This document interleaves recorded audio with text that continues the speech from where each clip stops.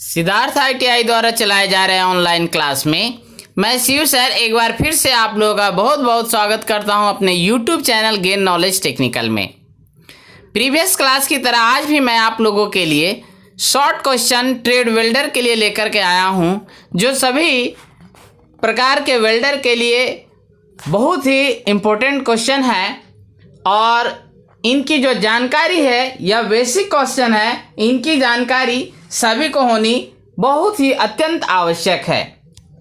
तो चलिए शुरू करते हैं और आते हैं अपने टॉपिक पे। साथ ही आपसे आग्रह करते हैं कि अगर अभी तक आप लोगों ने हमारे YouTube चैनल को सब्सक्राइब नहीं किया है तो जल्द से जल्द सब्सक्राइब करें और ज़्यादा से ज़्यादा लाइक एंड शेयर और कमेंट करना ना भूलें। तो अपने टॉपिक पर आकर के और देखते हैं स्क्रीन पे जो क्वेश्चन दिखाई दे रहा है वो क्वेश्चन क्या कहता है और उसके क्या आंसर होंगे। तो देखिए प्रश्न आपके स्क्रीन पे इस प्रकार है कि एसी वेल्डिंग मशीनों के लाभ बताइए। कहने का मतलब कि जो हमारे एसी वेल्डिंग मशीन होते हैं उसके क्या लाभ हैं। तो देखिए इसके आंसर हैं। सबसे पहला लाभ यह है कि एसी वेल्डिंग मशीन का जो प्रारंभिक खर्च होता है वो कम पड़ता है। दूसरा है कि इसका मेंटेनेंस कॉस्ट भी कम पड़ता है। तीसरा है कि इसमें आर्क ब्लो की कोई समस्या नहीं होती है। चौथा है कि यह नॉइस उत्पन्न करने वाली मशीन नहीं होती है, अर्थात इससे शोर उत्पन्न नहीं होता है। तो आंसर देखिए आपके स्क्रीन पर इस प्रकार से हैं। देखिए आंसर आपके स्क्रीन पर इस प्रकार से हैं। ठीक है, चलिए आगे बढ़ते हैं और देखते हैं अगला प्रश्न क्या कहता है और उसके क्या आंसर होंगे। अगला प्रश्न आपके स्क्रीन पर इस प्रकार से है।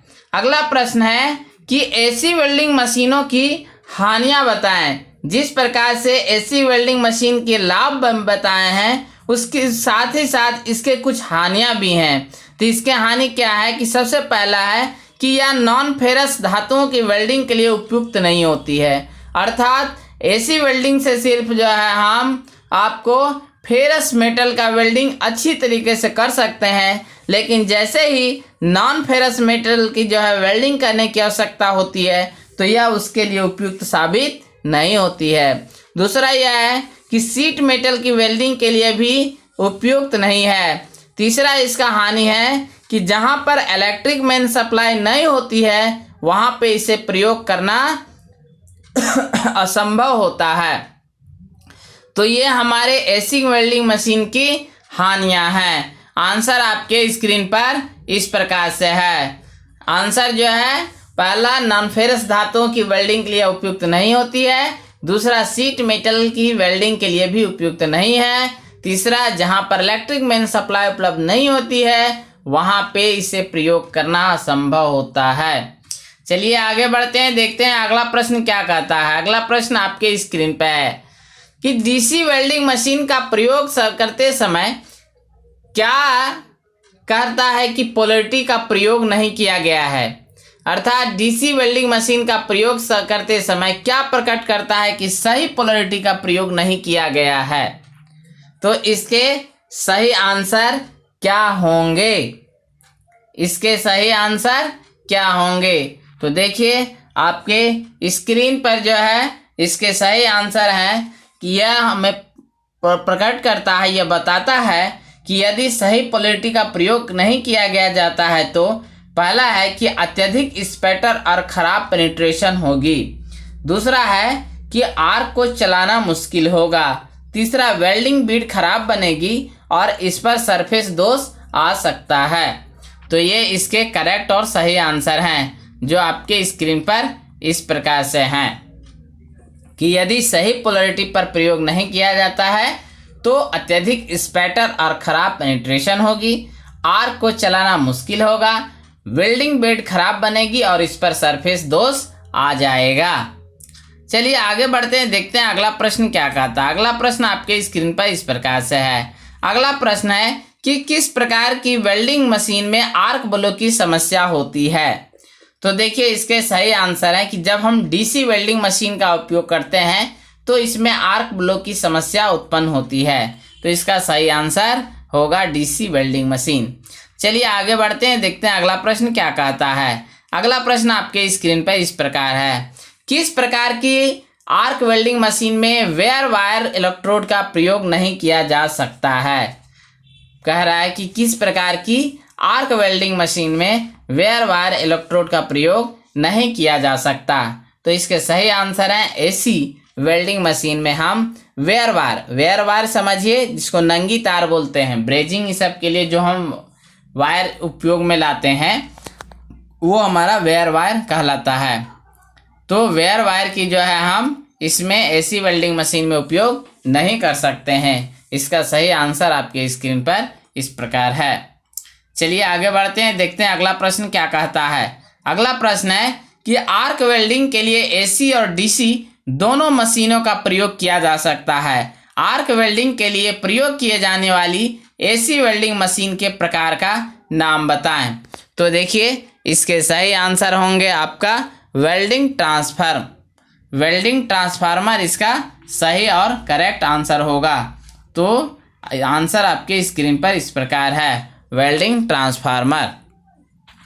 चलिए आगे बढ़ते हैं, देखते हैं अगला प्रश्न क्या कहता है। अगला प्रश्न देखिए आपके स्क्रीन पर इस प्रकार है। प्रश्न है, चित्र में दर्शाए गए वेल्डिंग ट्रांसफार्मर के पार्ट्स ए और बी के नाम बताएं। आपके देखिए स्क्रीन पर दिखाई दे रहे हैं, ये वेल्डिंग ट्रांसफार्मर के पार्ट्स हैं, जिसमें ए और बी पार्ट क्या है इसके नाम बताना है।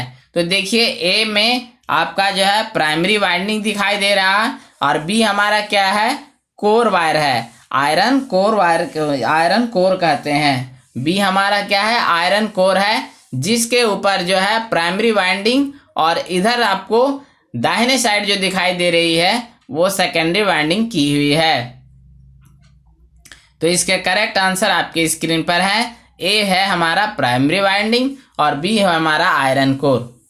चलिए आगे बढ़ते हैं, देखते हैं अगला प्रश्न क्या कहता है। अगला प्रश्न आपके स्क्रीन पर इस प्रकार से है, किस प्रकार की वेल्डिंग मशीन में पोलैरिटी का लाभ नहीं होता है।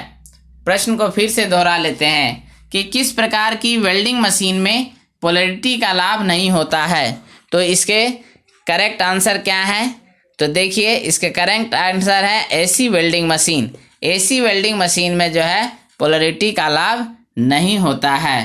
तो करेक्ट आपके आंसर इस प्रकार से आपके स्क्रीन पर हैं, AC welding machine, welding transformer. चलिए आगे बढ़ते हैं, देखते हैं अगला प्रश्न क्या कहता है। अगला प्रश्न आपके स्क्रीन पर इस प्रकार है, वेल्डिंग के लिए पावर सप्लाई स्रोत के रूप में इन्वर्टर का कार्यकारी सिद्धांत क्या है। बहुत ही इंपॉर्टेंट, लाजवाब, शानदार क्वेश्चन है कि वेल्डिंग के लिए पावर सप्लाई स्रोत के रूप में इन्वर्टर का कार्यकारी सिद्धांत क्या है। तो देखिए इसके सही आंसर है आपके स्क्रीन पर इस प्रकार से, इन्वर्टर पहले एसी पावर का डीसी में परिवर्तित मतलब संशोधन करता है, तब यह निर्धारित वेल्डिंग वोल्टेज और करंट उत्पन्न करने के लिए डीसी पावर को स्टेप डाउन ट्रांसफार्मर में इन्वर्ट बदल देता है। तो इसका कार्यकारी सिद्धांत यही है कि इन्वर्टर पहले एसी पावर को डीसी में बदलता है, उसके बाद जो निर्धारित वेल्डिंग वोल्टेज और करंट उत्पन्न करने के लिए डीसी पावर को स्टेप डाउन ट्रांसफार्मर इन्वर्ट में बदल देता है। तो ये इसके करेक्ट और सही आंसर हैं। तो आज मैंने आपको जो इम्पोर्टेंट शॉर्ट क्वेश्चन थे उसको बताया। इसको जो है अच्छा से आप लोग को रिवीजन और रिवाइज करने की ज़रूरत है। आप लोग नोट कर लें, अपने नोटबुक में नोट करके और बार बार इसको रिवीजन करके इसको समझने का प्रयास करें। अगर किसी तरह का समस्या आता हो या किसी तरह का आपको कन्फ्यूजन हो तो आप हमें कमेंट करके पूछ सकते हैं। तो आज के लिए इतना ही, बहुत बहुत धन्यवाद। Thanks for watching.